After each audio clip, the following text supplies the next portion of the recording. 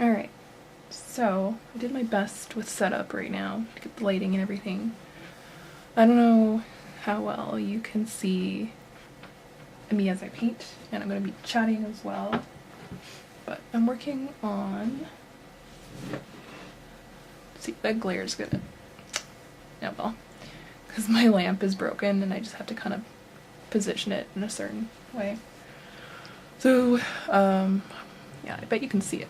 I'm working on the zombie portrait, and I usually do videos on like Instagram or just short little videos on this channel where I just film like little short segments, but I felt like kind of doing a mix of a tutorial and just talking as I paint.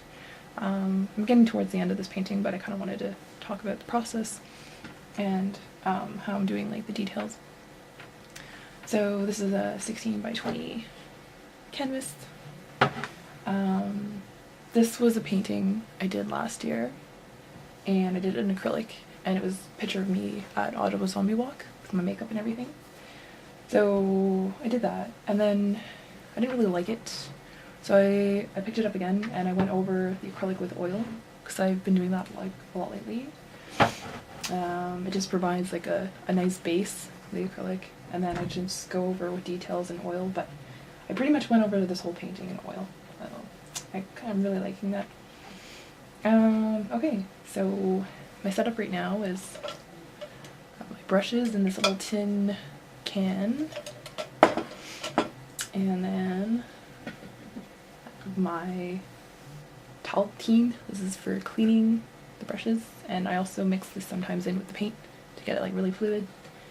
And then, because I want my oils to dry really quickly, because I'm trying to get this to dry because this has already been purchased, so I have to get it to the client pretty soon, and it needs to be nice and dry.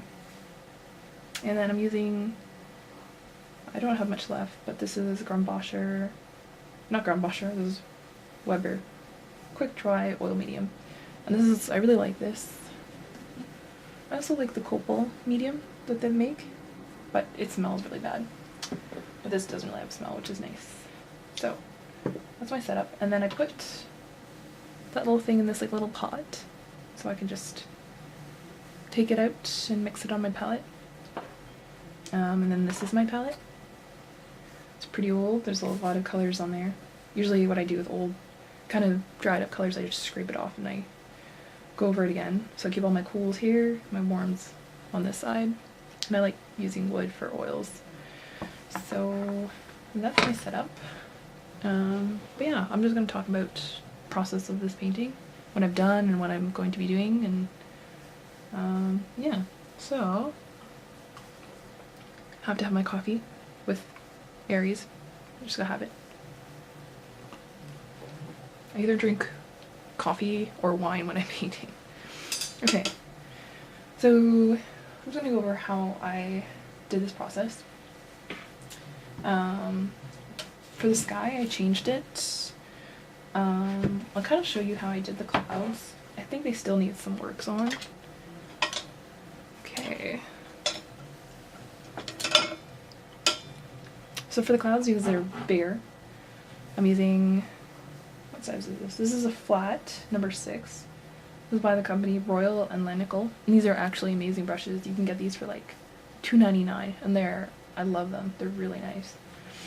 So for those clouds, I don't know how well you're gonna see,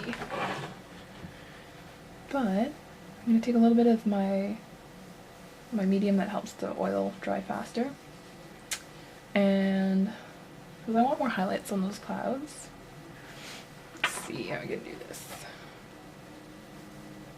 See, this is Cool White by Gamblin, and I really like their oil paints a lot. They're really good quality. So it's very milky right now, but that's how I want it. I want to dilute it. And then, because the clouds need a lot of blending, I have to make sure that just a little light bit, and I feel like I have too much, so I'm just gonna take a cloth. These are really cheap. I got them for like 50 cents and throw them away after a little while. So I'm just gonna make blend don't know. Yeah, you can probably see it. Some blending there. Just kind of like blend it on. And then there's like these darker ones here. I kind of want to just using the end of it. Now I'm not a master. I'm still learning. I've only been oil painting for like 8 months, but I've been painting for years and years. So I've been taking what I've learned in watercolor and acrylic and trying to use them with oil. But yeah, I'm still learning. I'm just passing on my skills that I've learned so far. And I really like helping others improve their work, and I like learning myself. I spend a lot of time looking at other artists' work and kind of seeing the techniques they use, because a lot of artists now actually teach how they do their paintings, which is nice. I think it's really important to be humble as an artist. I don't think I'm the most amazing artist. I have a long way to go to become where I want to be. I think I'm pretty good right now at this point in my life, but I really, really want to get better in time. And I think I will. I think that, you know, practice makes perfect.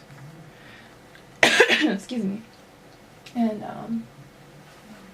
you know, over time, I think just keep on pushing myself and learning new techniques will definitely help. So yeah, that's kind of like step by step. Those clouds are getting a little bit more highlight. And I realized that because Zombie Girl's kind of underneath the moonlight, there had to be this like really light highlight around the hair. The hair is very, very, stands out in this piece, but I kind of like that, so. And so I'm just gonna add a few more, like really lightly, like there's not much paint on this brush now.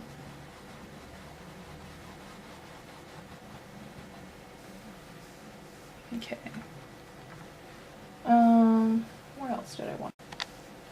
Okay, so my Canon stopped recording, so I'm gonna try this again. Alright, I wanted to go over fine details, because that's kind of like what I'm working on right now. And I bought this brush last night, and I am completely in love with it. It's just a Dessair brand. I think it's like synthetic, but it's amazing for doing the hair and doing all like the little details, like the little eyebrows, because I made her eyebrows very detailed, and then like the blood veins and stuff, and then just getting more detail on like the brain and the blood there. But this was like $3 and I really like it because it has a really, I don't know if you can see it. See it? No, it's not gonna work. Okay, I think it focused, but it's got a really long bristle, and I really like that for the detail.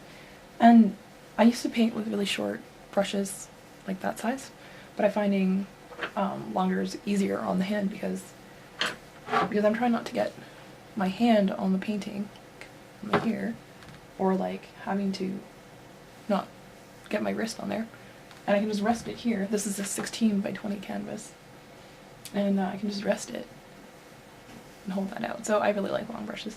But anyways, okay, so I need a bit more detail on the blood.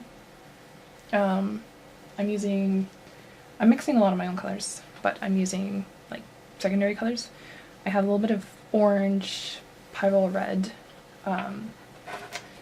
and the Naples yellow right there. That's really good for highlights because it's not like white and it's more cooler. So I'm gonna mix that in like a little bit. Now I got this like peachy, not peachy, so I'll mix here. And then the smallest detail makes a huge difference. It's so weird. So I have this like pinky color. I also use a palette knife for mixing, which is this little guy. And I never thought about using this, but actually it's so convenient when you want to get very consistent color for a piece. Alright, so now I have a little bit of my brush, and then I dip in the oil brown medium to kind of help make it very fluid. Alright, so, I don't know, can you see that? Probably not. Maybe if I zoom in. Alright, I'm gonna hold my tripod so you can see what I'm doing. So, now I always like to use references. I didn't use a reference for the blood, I should have, but this is just me having fun, and sometimes I like to do that. I don't like to use complete references. Sometimes I just like to use my imagination and think, if she just like ate a chunk of a brain, is that how it would flow down her neck? I guess you see there. Sorry if this thing's shaky. Now because there's like shadow, there's like some coming down her chin and then into her neck, I'm gonna have to take a little bit of burnt sienna, Payne's Gray probably, mix it in there. Okay, I'm gonna have to mix that in a bit more.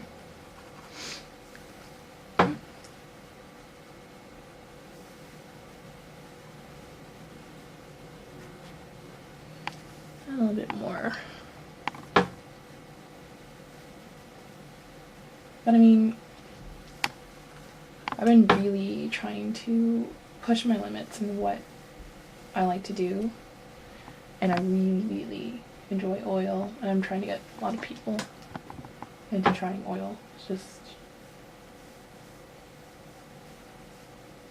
a lot of people complain because of the smell, and that's why, oops,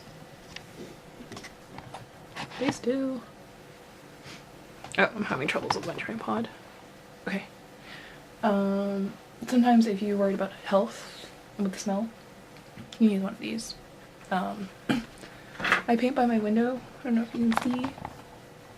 So sometimes I leave it open. Right now it's really cool, so whatever. But usually I'll leave it open. Let's see, what else did I want to add to that blood? Probably I'm going to darken it up a bit.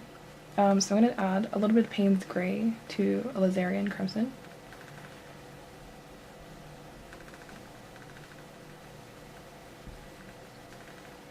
I've been learning lately from teachers and other oil painters not to use black in your paintings because it's a flat color. And it's really hard because I love black. I wear black color all the time. So you can use Payne's Gray or Viridian Green, which is really dark green, or Burnt Umber, and you can mix that in and it will make that dark effect. There has been black used like in the shading near the neck area, but that was diluted with like Payne's Gray and a little bit of burnt sienna, or burnt umber, as well as the clouds are mixed with ultramarine blue. So it's not quite black, but it's just kind of diluted. So that's just something that I'm starting to learn is like really important, not to use too much black. Maybe try and dilute it, but I like using black, so it's still really hard for me. So I'm gonna add this Alizarin. It gets dark so fast here. About like half an hour ago it was still light out, now it's like nighttime. Alright. And for those who might be interested in how I did some of the face, let's see, I'll probably zoom in again.